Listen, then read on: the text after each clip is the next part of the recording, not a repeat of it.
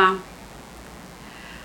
Hoje nós vamos falar sobre uma das bem-aventuranças.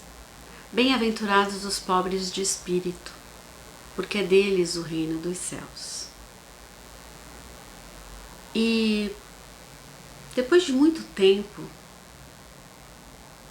a gente percebe, falando errado, né? A gente percebe que pobre de espírito tem um sentido diferente daquele que Jesus quis dizer.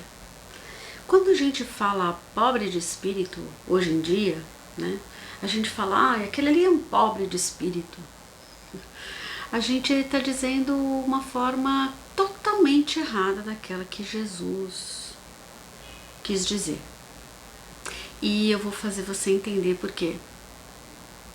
Antes, a gente vai pedir a proteção dos nossos espíritos protetores, do nosso Mestre Jesus, do nosso Pai Maior, que abençoe o nosso lar, a nossa casa, o nosso instituto. Obrigada, Mestre Jesus, obrigada, Pai Maior, por todas as oportunidades que nos dá diariamente de evolução. Obrigada por essa encarnação. Obrigada por tudo que a gente passa, de bom e de não tão bom assim. Porque é através de tudo isso que nos acontece diariamente que temos a oportunidade de repensar, de fazer uma reforma, de aproveitar tudo isso para a nossa evolução. Que a gente possa aprender, que a gente possa evoluir e que a gente possa chegar até Ti, Pai. Continue nos abençoando, continue nos protegendo os nossos familiares e o nosso planeta. Que assim seja. Obrigada, Mestre Jesus. As bem-aventuranças estão relatadas no Novo Evangelho, no Novo Testamento, no Evangelho de Mateus.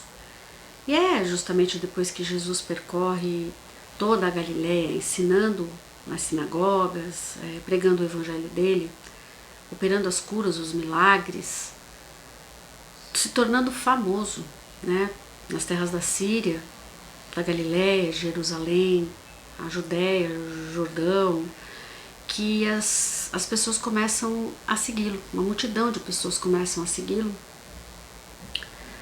E ele já havia presenciado muita dor, muita injustiça, né?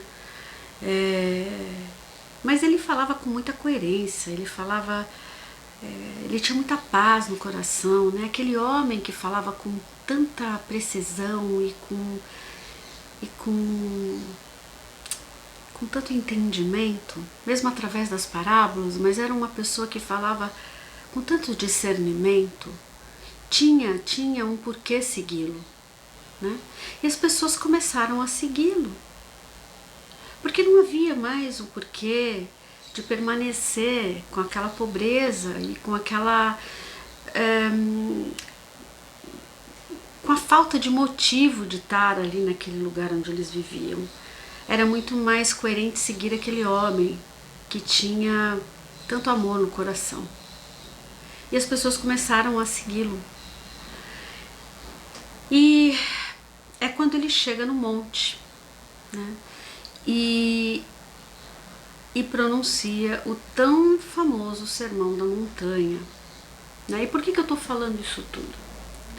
Porque as bem-aventuranças, elas são ditas por Jesus no Sermão da Montanha. É ali onde ele começa a dizer o sermão dele para aquelas pessoas que o seguiram, né? Que ele fala sobre as bem-aventuranças.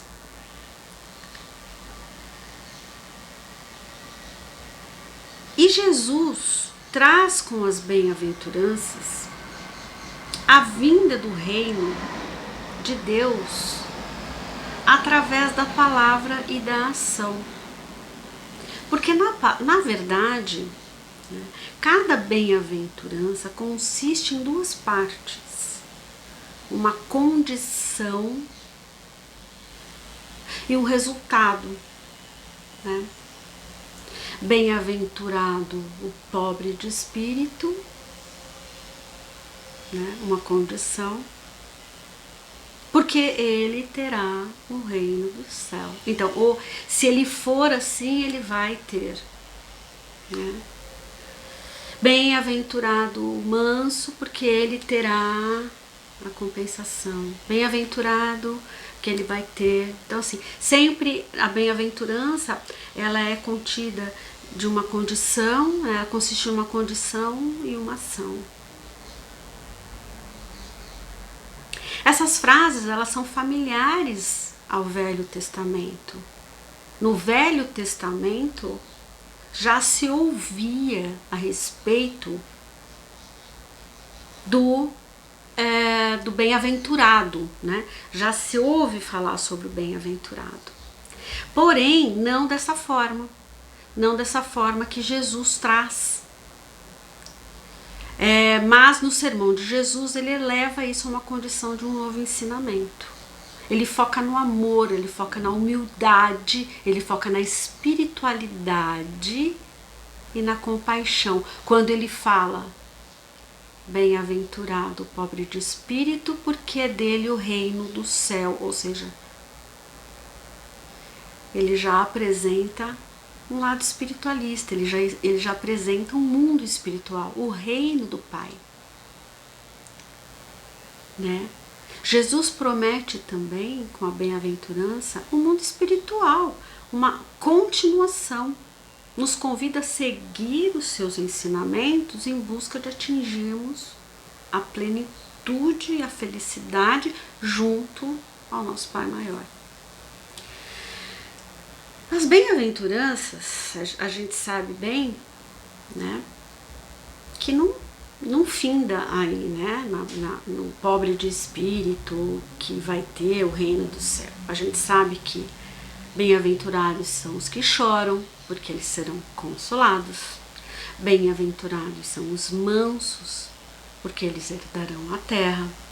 Bem-aventurados os que têm sede de justiça, porque eles serão fartos.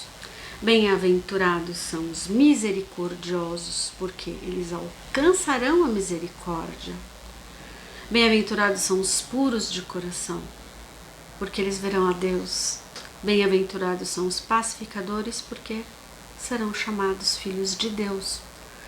E bem-aventurados são aqueles que sofrem perseguição por causa da justiça, porque deles é o reino dos céus. E bem-aventurados sois vós, quando os injuriarem e perseguirem e mentindo falarem todo mal contra vós por minha causa. Então, ele até bem-aventura aquele que, por causa dele, né, em defesa dele, forem injuriados, né? Mas, como o tema da nossa palestra é o bem-aventurado, aquele que é pobre de espírito, é bom a gente lembrar que o pobre de espírito que Jesus menciona, a definição do pobre de espírito que Jesus quer dar é totalmente diferente daquele pobre de espírito que a gente entende hoje. Hoje, quando a gente fala assim, aquele ali é um pobre de espírito, Deus me livre. Nossa, esse cara é muito pobre de espírito. Totalmente diferente da definição de Jesus.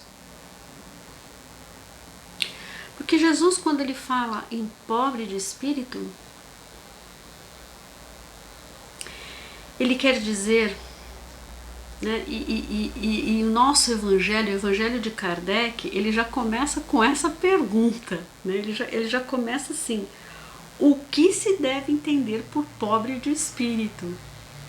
Né? E é muito interessante a gente fazer essa leitura do evangelho, porque Kardec foi super conciso, ele foi super direto no ponto, né? E ele quis deixar essa definição muito bem clara, porque eu acho que ele definiu muito bem o que Jesus quis dizer como pobre de espírito, né? Jesus diz que existe um grande erro em chamar o pobre de espírito como pobre de espírito, porque, olha, Kardec se empenha muito em esclarecer esse ponto, pois imagina o homem se questionando o tempo todo: será que eu teria o direito ao reino do céu? Será que eu sou considerado um rico ou um pobre de espírito? Olha só, Kardec, em um só parágrafo, ele consegue resumir perfeitamente o que Jesus queria dizer como pobre de espírito. Ele diz o seguinte, eu vou ler porque vale a pena. Ao dizer que o reino dos céus é para os simples, Jesus ensina que ninguém será nele admitido sem a simplicidade de coração e a humildade de espírito. Que o ignorante que possui essas qualidades será preferido ao sábio que acreditar mais em si mesmo do que em Deus. Em todas as circunstâncias, ele coloca a humildade entre as virtudes que nos aproximam de Deus, e o orgulho entre os vícios que dele nos afastam. E isso por uma razão muito natural, pois a humildade é uma questão de submissão a Deus, enquanto o orgulho é a revolta contra ele. Mais vale, portanto, para a felicidade do homem, ser pobre de espírito no sentido mundano e rico de qualidades morais. É isso, né? É ser humilde, é ser submisso às leis de Deus, às leis morais, a tudo aquilo que Deus espera de nós, enquanto espíritos em evolução. É isso. Pobre de espírito, na verdade, é ser humilde, é entender as leis de Deus na sua essência maior, né? É não querer ser maior do que aquilo. Na verdade, as pessoas confundem muito, né, o valor material com o valor espiritual. Acham que porque eu tenho posses, né, eu sou e vou ter alguma coisa lá depois que eu partir, né, que eu vou ser muita coisa lá no céu. O pobre de espírito, na visão de Jesus, são aqueles que reconhecem a grandeza do Pai, a grandeza de Deus, né? São aqueles que têm humildade no coração e com isso abrem as portas que levam ao encontro do Pai no reino de Deus. É importante ressaltar também que em todos os tempos, isso desde os tempos de Jesus, a ignorância espiritual é muito grande, né? O homem é e foi muito ignorante com as questões do céu. Ser rico, ser inteligente, ter uma condição, digamos, material melhor, né, de vida, é sinônimo para muitos de uma vida espiritual melhor. Quer dizer, eu sou rico, eu tenho isso, eu tô aquilo, pode ficar tranquilo que quando eu chegar no céu eu vou ser o rei da galera.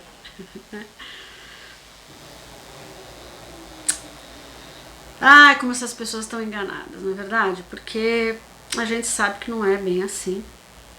E a gente sabe muito bem que, na verdade, essa condição material não compra lugar no céu, né? Nunca comprou e nunca vai elevar a nossa condição moral. Muito pelo contrário.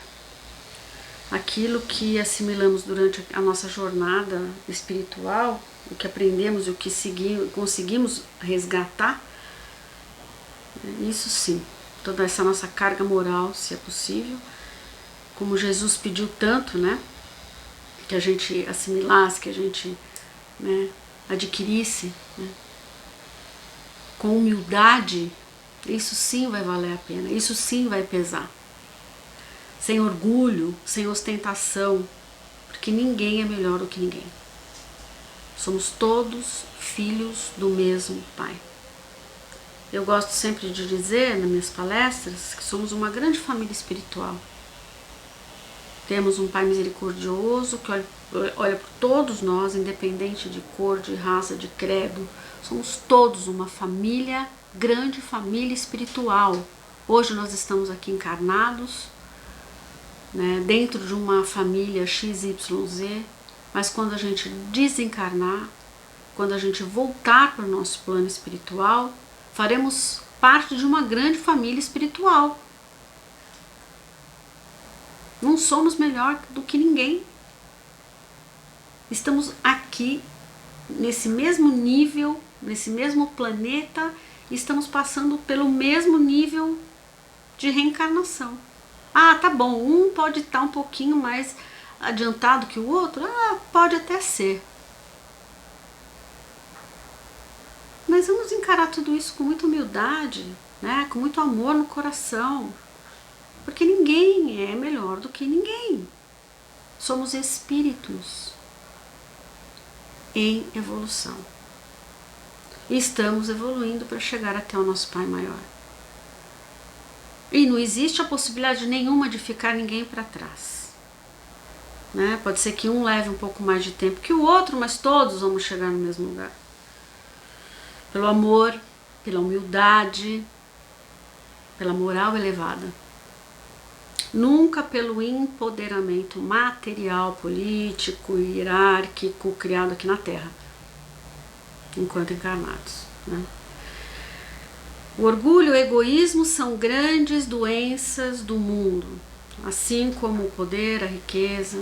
Tudo isso, quando essas buscas se tornarem coisas mais importantes na vida da pessoa, infelizmente, acabam chegando a nada. Né? A pessoa não enxerga mais as próprias virtudes enquanto espírito, porque essas mazelas pertinentes ao espírito enquanto encarnado, né, com a ajuda da matéria, é um caminho muitas vezes sem volta.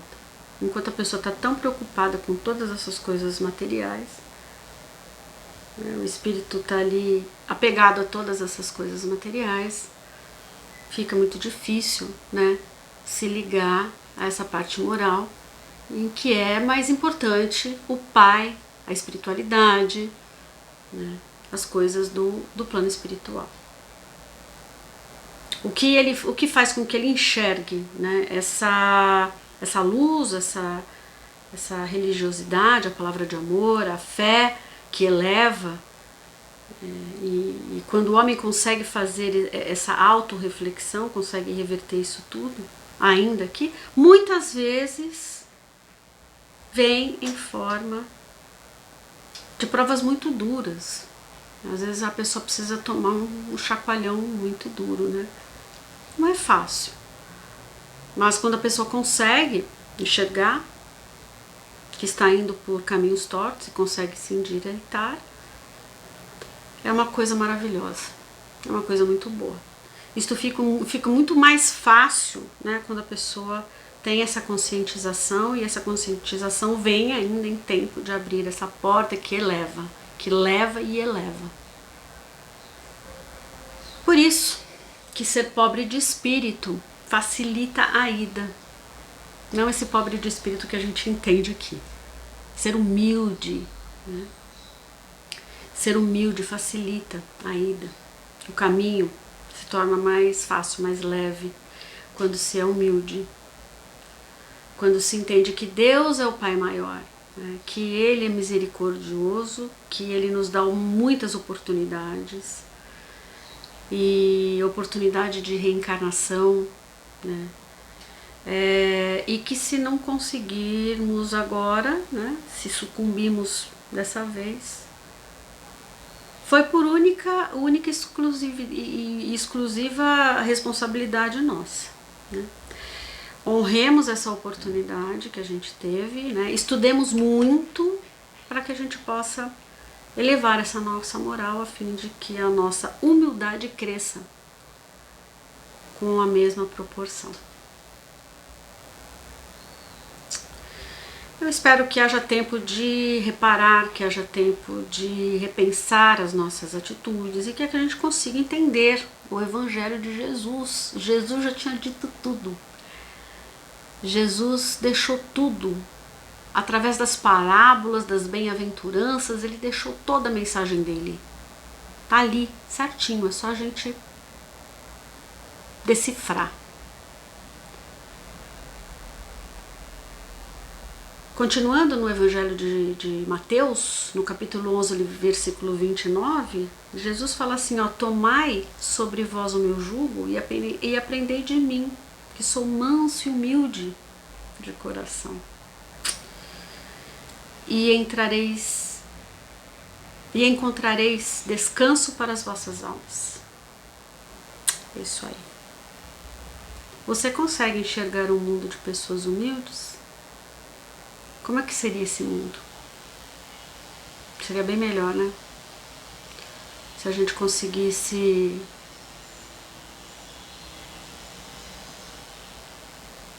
multiplicar a humildade. Sabe aquela coisa da vacinação? Ultimamente tem se falado muito em vacinação, né? A coisa de vacinar e vacinar em rebanho, né? Tá falando muito, né, ultimamente na televisão. Então você vacina um, vacina o outro e aquilo vai aumentando a não contaminação, porque um imunizado imuniza o rebanho. Se a gente conseguisse fazer com que as pessoas fossem mais humildes, né? Em vez de transmitir a raiva, a ira, né? As pessoas conseguissem transmitir a humildade, o amor, né? A transmissão em rebanho. Você imaginou como o nosso mundo ia ser muito melhor? Não é verdade? Ia ser muito melhor. Continuo achando que Jesus foi e será sempre o ser mais inteligente desse planeta, né? Não foi por menos que ele foi mandado para cá, não foi por menos que ele é e sempre será a pessoa mais importante desse mundo. Tá levando muito tempo pra gente assimilar isso tudo, porque logicamente somos muito pequenininhos para entender isso tudo. Mas espero que a gente consiga ser um pouquinho mais pobre de espírito. Eu espero que a gente chegue lá. Fiquem com Deus, uma ótima semana, que Deus abençoe a todos nós. Que assim seja, graças a Deus.